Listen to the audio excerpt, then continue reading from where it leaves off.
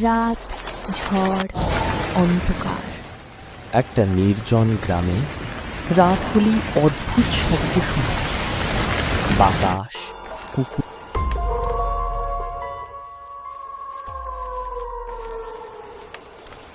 ডাক, রাহাতের ঘর।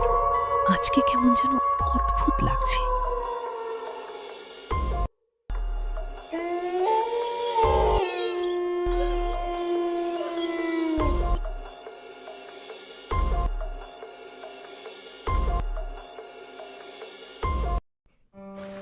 দরজা নিজে নিজে। বাড়ির বাইরে কুয়াশা। রাহাত বাইরে গিয়ে দেখল একটা কালো ছায়া দাঁড়িয়ে আছে।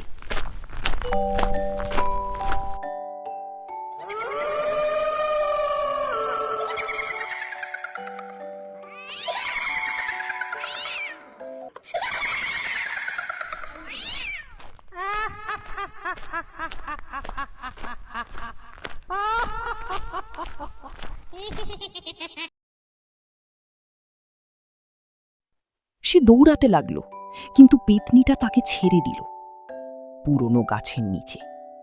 রাহাত, তুমি আমাকে ভুলে গেছো, কিন্তু আমি তোমাকে না। রাহাত বুঝতে পারল এটা তার স্বপ্ন ছিল। হঠাৎ আলো জ্বলে, হঠাৎ সবকিছু অদৃশ্য হয়ে গেল। রাহাত কাঁপা কণ্ঠ, এটা কি স্বপ্ন ছিল নাকি সত্যি?